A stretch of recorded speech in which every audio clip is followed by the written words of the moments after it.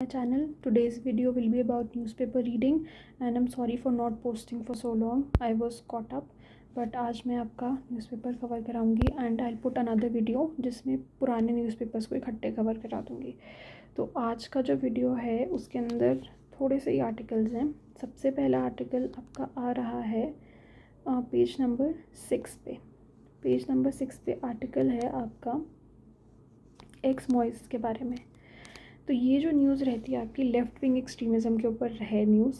जो इसमें लिखा गया है वो इतना इंपॉर्टेंट नहीं है, बट हाँ लेफ़्ट विंग एक्सट्रीमिज़म इंपॉर्टेंट है. तो left wing extremism mainly mains का टॉपिक है. इसमें आपको सिर्फ बेसिक चीज़ पता होनी चाहिए कि लेफ़्ट विंग एक्सट्रीमिज़म एग्जैक्टली क्या है. वो एक तरह का आर्म्ड रिबेलियन है जो कि डेमोक्रेटिकली इस्टेब्लिश्ड गवर्नमेंट को अपरूट करना चाहता है सो दैट वो अपना अपनी एक टाइप ऑफ गवर्नमेंट लेके आ सकें. तो इसके अंदर आपको रीजंस अगर लिखने हो कि लेफ़्ट विंग एक्सट्रीमिज़म के क्या कॉजेज़ हैं, तो जनरल मैंने पेस्टल अप्रोच के अकॉर्डिंग ही सोचा है. तो उसमें जो मेन रीज़न आता है वो डेवलपमेंटल डिसऑर्डर रहता है कि अनइवन डेवलपमेंट हो रही है वहाँ पे. उनको आइसोलेशन फेस करना पड़ रहा है, एलियनेशन ऑफ ट्राइबल्स है, पॉलिटिकल आइसोलेशन है. तो ये कुछ मेन रीजंस रहते हैं और अगर आपको इसको सॉल्व करना है तो आपको इनमें इनकॉपरेशन लेके आना होगा. एक तो होगा कि आपको कैरेट एंड स्टिक पॉलिसी एक तरह से जिसे कहते हैं कि आपको कैरेट देनी होगी, जैसे कि रिहैबिलिटेशन पॉलिसीज़ लेके आनी होगी सो दैट लोग मॉइज़म को छोड़े. एंड कैरेट स्टिक मॉडल के अंदर आएगा कि आप एक स्ट्रॉन्ग फुट होल्ड लेके आएँ ताकि ये सब चीज़ें कम हो. बस्तर बटालियन करके एक एग्जाम्पल रहता है जो छत्तीसगढ़ में ऑपरेट करता है. ओके, नेक्स्ट आपके पास जो इसके अंदर आर्टिकल आ रहा है वो साइमल्टेनियस इलेक्शंस के ऊपर आ रहा है. सो साइमल्टेनियस इलेक्शंस के ऊपर ये जो आर्टिकल दिया गया है कि गवर्नमेंट ने अभी ये बिल को डेफर कर दिया है, अभी लोकसभा में नहीं रखा गया, इस बिल को पास नहीं करने के लिए रखा गया है. साइमल्टेनियस इलेक्शंस के ऊपर I will actually ask you to read an article जो कि मैंने दृष्टि IAS पे पढ़ा है. एक रिसेंटली कमेटी फॉर्म हुई थी under our ex president Ramnath Kovind sir ji. उन्होंने बोला था, मतलब उनके अंडर आई थी कि अगर हमारे देश में साइमल्टेनियस इलेक्शन होते हैं तो क्या क्या प्रॉब्लम्स आएंगी. तो इसके साथ ही रिलेटेड एक article one nation one election के ऊपर लिखा गया है. साथ ही में लिखा गया है, सर ने अच्छे से एड्रेस किया है कि अगर साइमल्टेनियस इलेक्शंस होते हैं तो सबसे बड़ी प्रॉब्लम तो ये आएगी कि अगर कोई भी असेंबली डिज़ोल्व हो जाती है अपने टर्म से पहले, तो जो नेक्स्ट असेंबली जो भी उसके अंदर आएगी, जो भी नेक्स्ट आपकी बॉडी आएगी बनेगी, वो ऑटोमेटिकली सिर्फ लेफ़्ट ओवर पीरियड के लिए ही बन सकती है. वो अपना 5 ईयर का टर्म पूरा कर ही नहीं सकती है. तो वो एक तरह से आपकी जो पब्लिक की विल है उसके अगेंस्ट है, क्योंकि पब्लिक ने उसे सिलेक्ट कर लिया है एक तरह से कि ये हम अब हमारी सरकार होगी. लेकिन आप उन्हें 5 साल का जो टर्म हमें दिया गया है, कॉन्स्टिट्यूशनली प्रोवाइडेड है, उसे पूरा ही नहीं करने दे रहे हैं. तो सबसे पहली प्रॉब्लम तो ये आएगी, इसीलिए वो अगेंस्ट बेसिक स्ट्रक्चर डॉक्ट्राइन कहा जा रहा है. सेकंड चीज़ फेडरलिज्म के अगेंस्ट आएगी, क्योंकि कुछ स्टेट्स को आगे पीछे अपने इलेक्शंस को करना पड़ेगा. तो बहुत सारी ये प्रॉब्लम्स आ रही हैं. रामनाथ कोविंद जी की जो रिपोर्ट है उसमें भी उन्होंने यही एड्रेस करा है कि हमें एक स्टार्टिंग डेट को देखना पड़ेगा, उसके अकॉर्डिंग ही हम आगे काम कर सकते हैं. तो साइमल्टेनियस इलेक्शंस में आई थिंक ये कमेटी इम्पॉर्टेंट है जो हमें पता होनी चाहिए. नेक्स्ट हमारे पास आर्टिकल आ रहा है related to Zakir Hussain sir. He is been admitted in the US hospital. तो ये जो हैं ये तबला प्ले करते थे.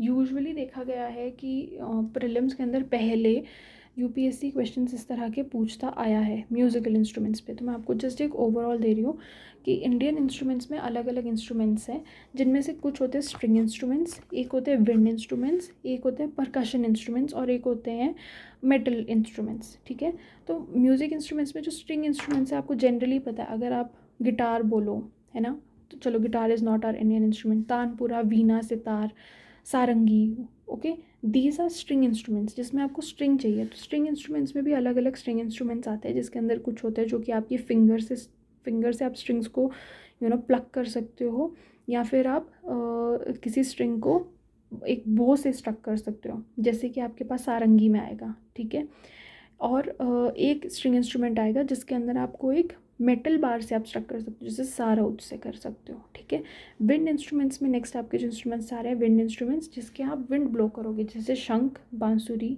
शहनाई. ठीक है। सिमिलरली एक और इंस्ट्रूमेंट जो इम्पोर्टेंट आता है विंड इंस्ट्रूमेंट में, वो है हारमोनियम। हारमोनियम का बहुत प्रॉब्लम रहता है, भूल जाता है हारमोनियम किस में आता है। हारमोनियम एक तरह का स्ट्रिंग इंस्ट्रूमेंट है जिसके अंदर आप जैसे आप अपना जो कॉर्ड है उसे प्रेस करते हैं तो वो स्ट्रिंग भी है और विंड भी है। हारमोनियम इंस्ट्रूमेंट्स में स्ट्रिंग है लेकिन वो विंड के थ्रू काम कर रही हैं, तो हारमोनियम इज़ दैट इंस्ट्रूमेंट जो आपको फंसा सकता है।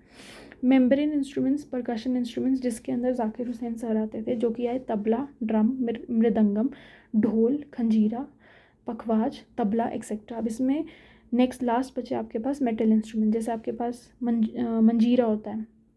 मंजीरा जैसे आप बजाते हैं जो जनरली मंदिर में भी होता है, उसके अंदर आपको कुछ चाहिए नहीं एक्स्ट्रा चीज़, आप बस मेटल को दो एक साथ बजाते हैं एंड म्यूज़िक प्रोड्यूस होता है। अब हमारे पास जो तबला का आ रहा है, इसमें आपको पता है कि 2 तरह के हमारे पास म्यूज़िक है, हिंदुस्तानी और कर्नाटक। तो जो तबला आता है वो हिंदुस्तानी म्यूज़िक के अंदर आता है, right. And pakhawaj is very important, right, Hindustani music में। एंड कर्नाटक में अगर आप बात करें तो mridangam is an important example, ठीक है। तो ये आपको थोड़ा सा इस बारे में पता होना चाहिए। तो मेरा बेसिकली पॉइंट यही था कि आप जैसे न्यूज़पेपर पढ़ रहे हैं, आप बैठ के इसे न्यूज़पेपर आर्टिकल को पढ़ने बैठेंगे तो इस तरह से आप तैयारी नहीं कर सकते हैं। आपको उसका एक्चुअल बैक स्टोरी आपको पता होनी चाहिए। नेक्स्ट आर्टिकल आपका ये आ रहा है ईस्टर्न रूट के ऊपर। तो ये ईस्टर्न रूट है एक्चुअली व्लादिवोस्तोक में, ठीक है। इंडिया ने एक्चुअली इन्वेस्ट किया था रशिया के इस पोर्ट के लिए ताकि यहाँ से शिपिंग ईजी हो सके। तो अब आपको इसमें ये इम्पॉर्टेंट रहेगा कि व्लादिवोस्तोक कहाँ पे है, ठीक है। वैसे तो नाम से पता चल रहा है। इनफैक्ट लास्ट ईयर अभी 24 के ही प्रीलिम्स के अंदर नॉर्थ सी के ऊपर क्वेश्चन आया था कि कौन सी कंट्रीज़ नॉर्थ सी को बॉर्डर करती हैं, और उसका मेन रीज़न मेरे ख्याल से यही था क्योंकि आर्कटिक सर्कल की आइस मेल्ट हो रही है और उसका सबसे बड़ा फ़ायदा रशिया को होगा क्योंकि उसका एक सी रूट ओपन हो जाएगा। तो वो जो सी रूट ऊपर से ओपन हो रहा है वो आर्कटिक सर्कल के लिए, रशिया के लिए इंपॉर्टेंट रहेगा। सिमिलरली ईस्टर्न सी रूट जो ओपन हो रहा है वो व्लादिवोस्तोक का सी रूट है, वो रशिया के लिए हेल्पफुल रहेगा एंड इंडिया के लिए बहुत हेल्पफुल रहेगा क्योंकि वो हमारा जो ईस्टर्न पार्ट है उसको कनेक्ट करेगा, ठीक है। इसमें अभी और डिटेल नहीं आई है तो हम इसमें और डिटेल में नहीं जाएंगे, ओके। नेक्स्ट हमारे पास आ रहा है आर्टिकल कॉम्पोजिट लाइसेंसिंग के ऊपर। तो इसमें बस आपको ये पता होना चाहिए, actually UPSC has this habit of asking FDIs, ठीक है, कि हमारे इस डिपार्टमेंट में 100% अलाउड है, नहीं अलाउड है, फॉरेन इन्वेस्टर्स कहाँ कहाँ अलाउड है। तो आपको ये पता होना चाहिए कि इंश्योरेंस सेक्टर के अंदर 100% एफडीआई अलाउड होती है, ओके।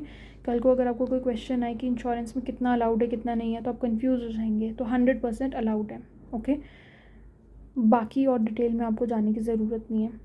नेक्स्ट आपके पास आया एक्सप्लेंड में आपके पास एक आ रहा है पॉश एक्ट आ रहा है, वीट एडिबल ऑयल आ रहा है आपके पास, और एक आ रहा है आपके पास ओपन जेल्स। तो posh act is basically prevention of sexual harassment at work place act. इसमें पॉलिटिकल पार्टीज़ के ऊपर आ रहा है। इसका जो मेन क्वेश्चन है वो ये आ रहा है कि आप जब भी किसी भी प्लेस में पॉश एक्ट को अप्लाई करते हैं तो वहाँ पे एक एम्प्लॉई होता है और एक एम्प्लॉयर होता है। तो बोला जाता है कि एम्प्लॉयर को एम्प्लॉई को प्रोटेक्ट करना है, आपको एक इंटरनल कमेटी भी बनानी चाहिए जो इंटरनली उसको रिजॉल्व करें। लेकिन जब आप एक पॉलिटिकल पार्टी बनाते हैं तो वो कोई एक ऐसा एम्प्लॉयर और एम्प्लॉई रिलेशन तो होता नहीं है। तो ऐसे में आप कैसे डिसाइड करेंगे कि वर्क प्लेस में कौन कैसे हैरेस हो रहा है। और ये लॉ जो है वो विमेन के लिए स्पेसिफिक है, जेंडर न्यूट्रल नहीं है। तो इसके अंदर एक जो लाइन लिखी गई है वो ये लिखी गई है कि अगर हम मेजर पार्टीज़ को देखें, लाइक कांग्रेस को देखें, बीजेपी को देखें, तो उन्होंने अपनी इस्टेब्लिशमेंट में फील्ड वर्कर्स को भी इंक्लूड किया है। तो ये चीज़ अभी कॉम्प्लेक्स है, mainly because of the reason कि एम्प्लॉयर और एम्प्लॉई का रिलेशनशिप पॉलिटिकल पार्टी में डिफाइंड नहीं होता है, okay. Next is edible oil and inflation. तो wheat, edible oil and inflation, इसके अंदर आपको जो मेन रीजंस आ रहे हैं इसमें, actually this is going to be a little long discussion. तो ये आर्टिकल का जो क्रक्स है वो ये है कि वीट इंडिया के अंदर क्योंकि पिछले कुछ सीज़न से कम ग्रो हो पा रही है, मतलब हमारी प्रोडक्शन कम हो पा रही है, तो वीट इन्फ्लेशन वाले ट्रेंड में चली गई है। MSP से भी ज़्यादा पे बिक रही है, क्योंकि ऑब्वियसली डिमांड ज़्यादा है, सप्लाई कम है वीट की।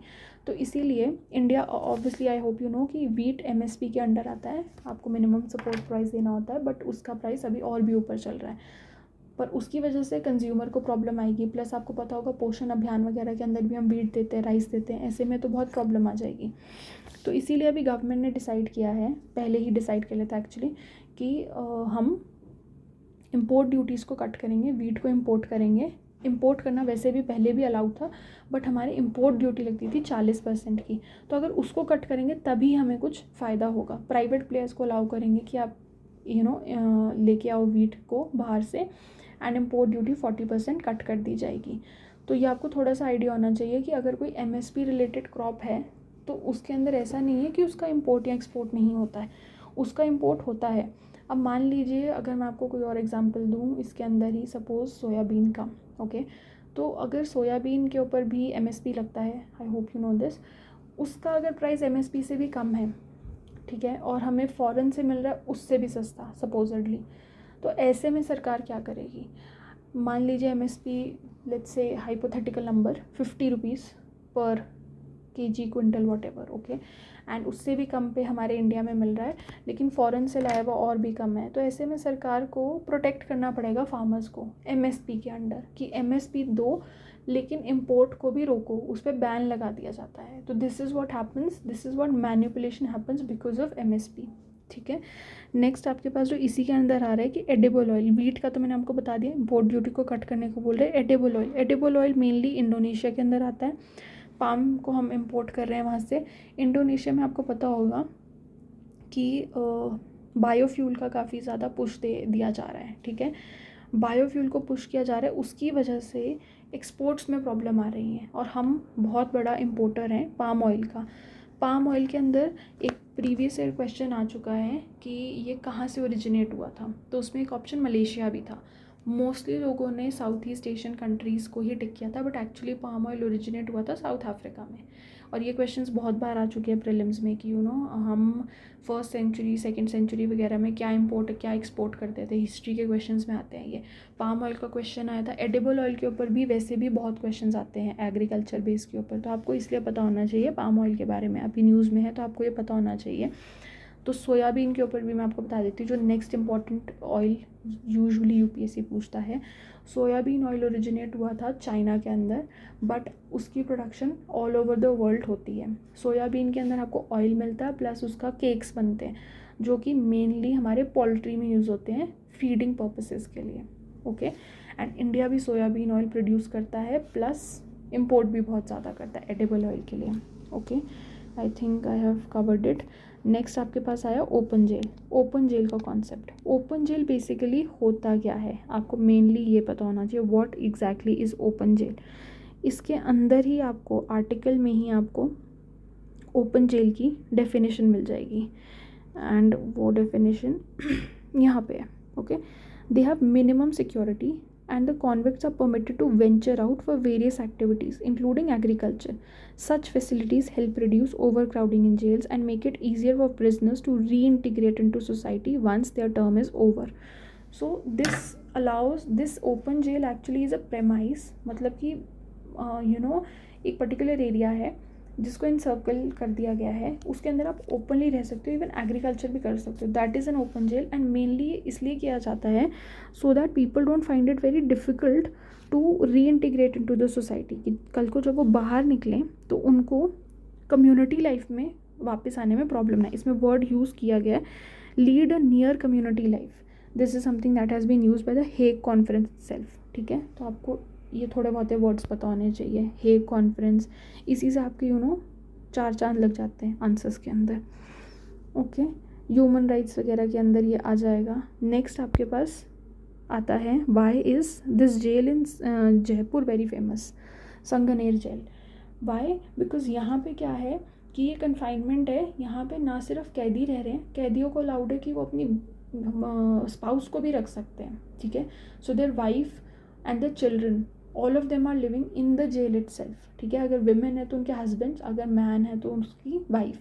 दे are living with their entire family in the jail. वो अपने काम करके आते हैं एंड सुबह और शाम कॉल लगती है कि सब लोग वापस आ गए कि नहीं आ गए, but they are living a community life. यहाँ तक कि उनकी एक पंचायत भी है एंड उन लोगों के पास मतलब सारी फैसिलिटीज़ हैं और स्कूल तक है, जिसके आपको यहाँ पे पिक्चर भी दिख रही है। तो it is a very different kind of an open jail. They are living a community life, but they are एक तरह से हाउस अरेस्ट टाइप की चीज़ है कि वो जा नहीं सकते हैं वहाँ से बाहर, ठीक है। So this is a good example. आप इसे कहीं और कोट भी कर सकते हैं। एंड दैट इज़ इट आज की न्यूज़पेपर के लिए। Thank you so much and do live your comments and reviews. Thank you so much.